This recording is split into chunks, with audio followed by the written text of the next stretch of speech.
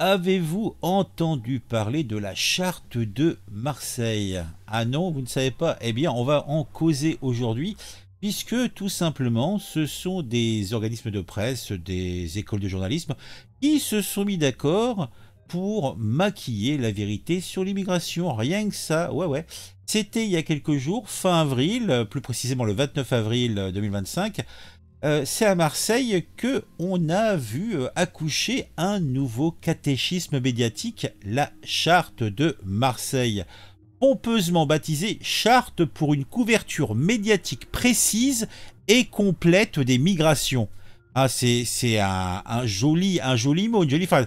Donc ça a été dévoilé lors des assises méditerranéennes du journalisme. Cette liste de 11 commandements, signés par des pontes comme Mediapart, l'Humanité, le syndicat national du journalisme, le SNJ, et même la Deutsche Welle, promet une couverture éthique de l'immigration.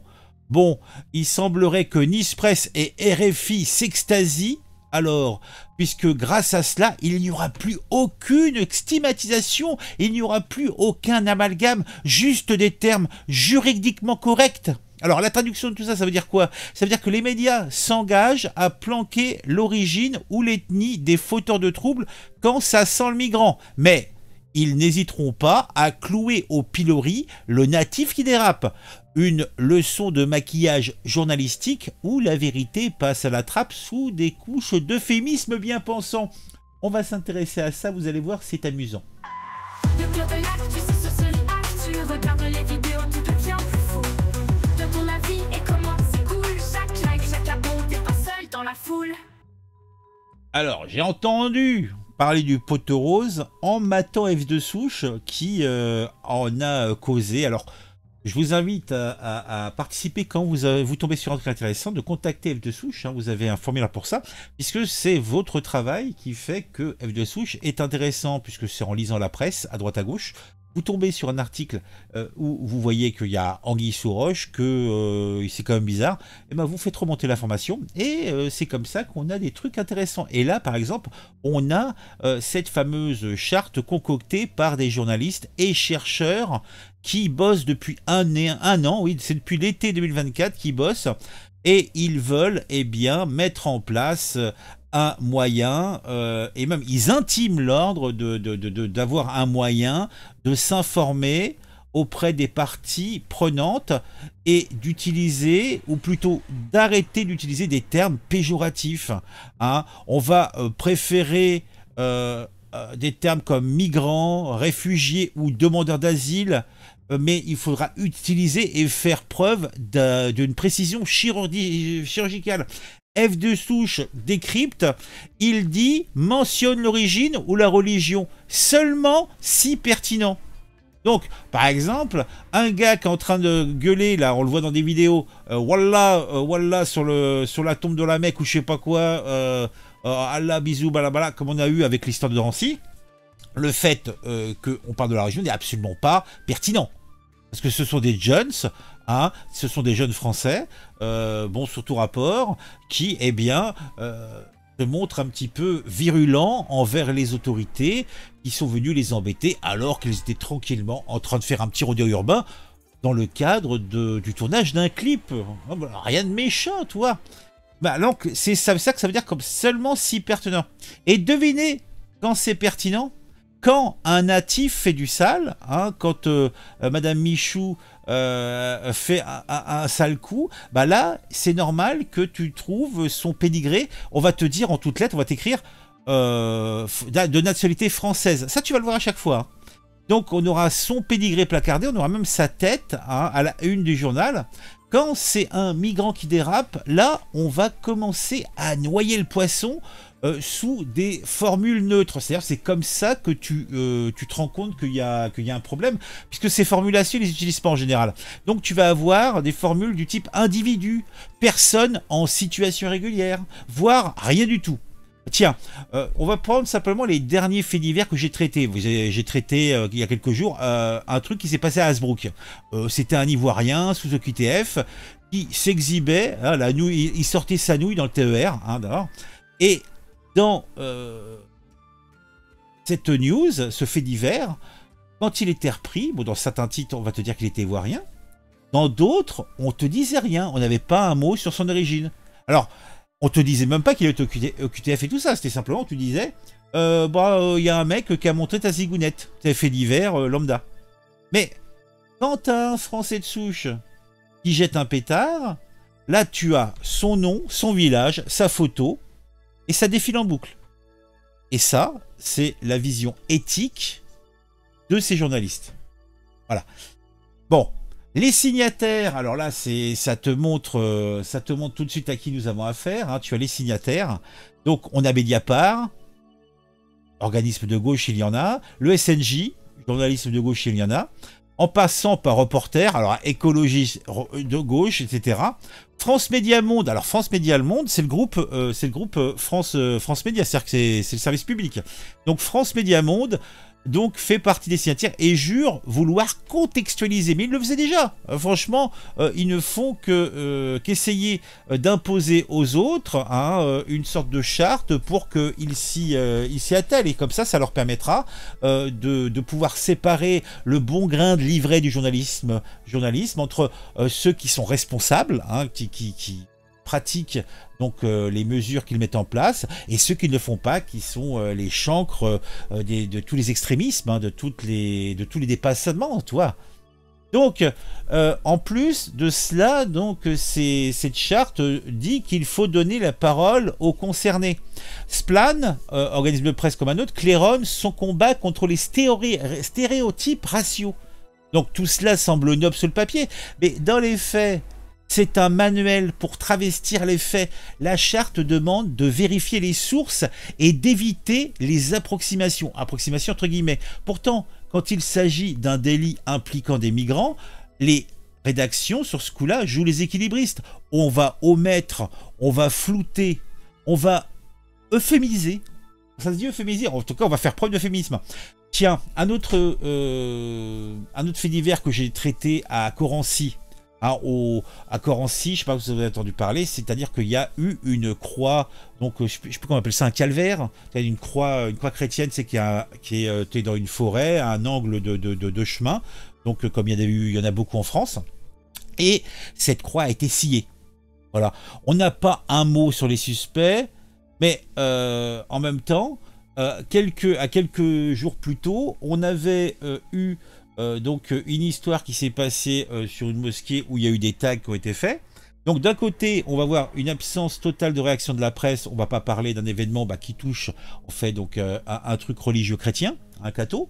Et de l'autre côté, on a un vieux tag sur une mosquée qui en fait un vieux garage qui n'a rien de notable à part le fait que y a une salle de prière à l'intérieur et il y a un vieux tag dessus. Et je ne sais même pas sûr qu'il soit lié en fait aux occupants qui sont à l'intérieur. Et cela te fait plusieurs articles de presse. Et là, on te fait des suggestions sur l'extrême droite, et dans l'autre cas, pas un mot. Donc ça joue sur les migrants et ça joue aussi sur tous les succétanés en fait des gens après, en fait, qui sont considérés comme étant des pièces rattachées à la communauté française. Donc, on va aussi pleurer plutôt sur une bêtise juvénile, donc d'individus jeunes qui vont faire des saloperies. Tu as les fameux MNA, les mineurs non accompagnés, mais on va taire leur origine. La démocratie, il est vrai, ça serait informer, mais a priori, pour eux, c'est informer et choisir quoi passer sous le tapis.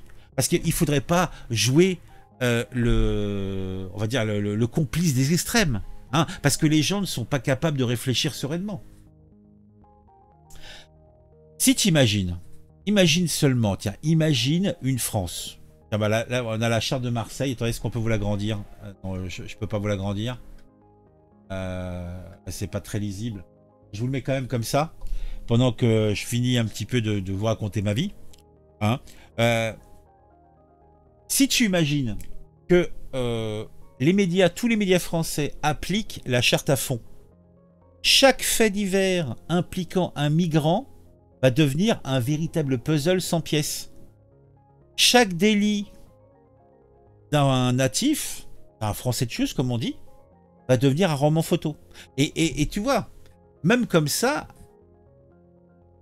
il y a quelqu'un, je crois que sur les réseaux sociaux, il y a une campagne de mèmes où c'est marqué « Tout le monde sait ».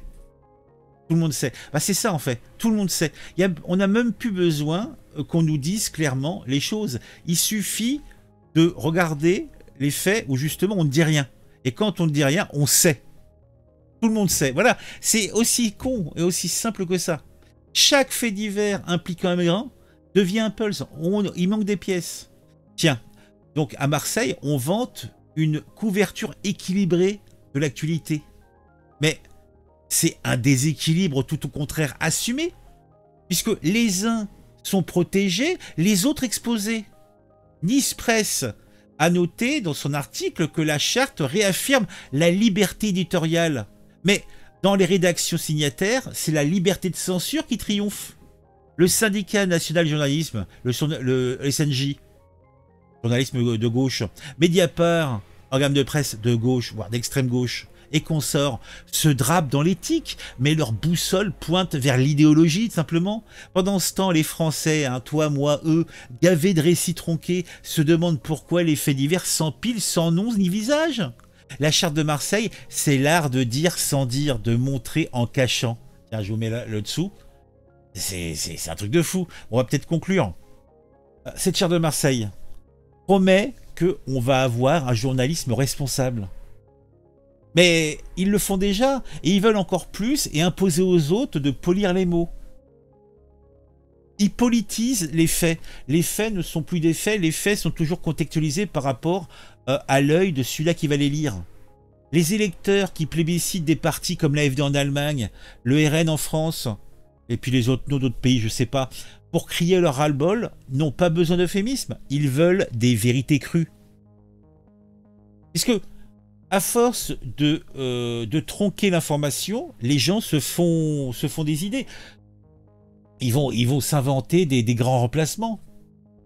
Et là aussi, il y a un jeu. C'est que le grand remplacement, en fait, selon la formulation du journaliste, le grand remplacement, c'est quoi? C'est des gens qui pensent que le grand remplacement de population est quelque chose de prévu et fait par une organisation supranationale ou je sais pas qui organiserait ça.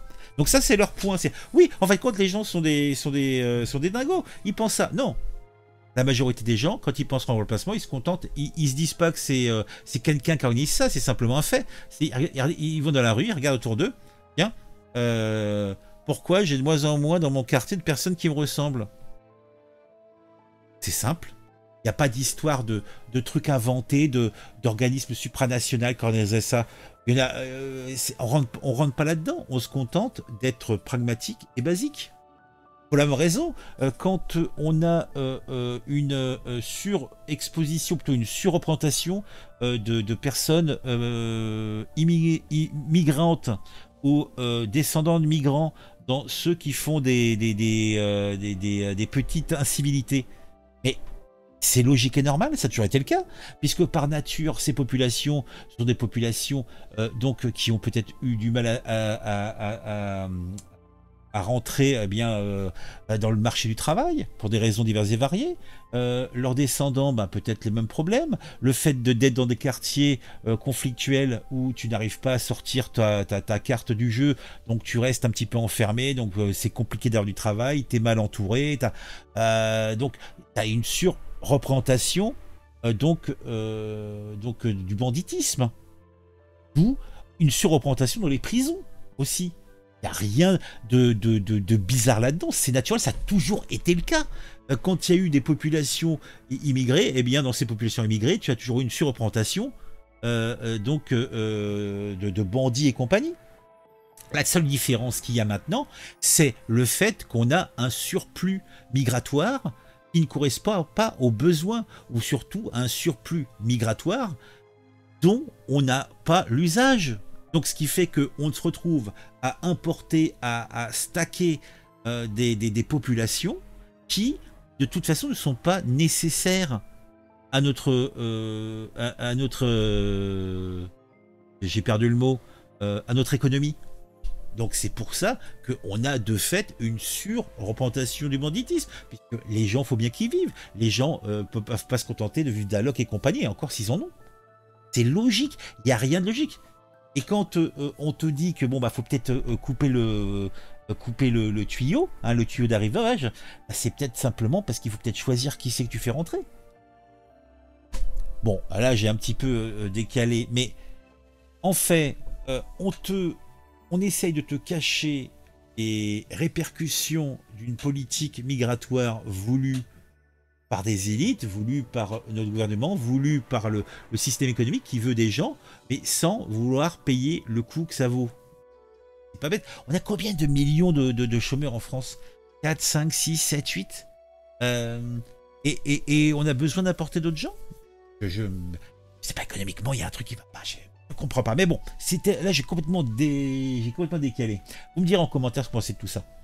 Bon, en tout cas, à force de camoufler l'origine des uns et d'exhiber celle des autres, les médias continuent à creuser le fossé qu'ils prétendent combler.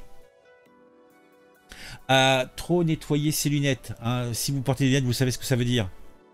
On finit à plus rien voir parce qu'on les a jamais sur le nez. Combien de chartes avant que le journalisme retrouve ses tripes? Hein, je vous demande. Bon, allez, je retourne dans mon Tipeee. J'ai assez parlé, ouais.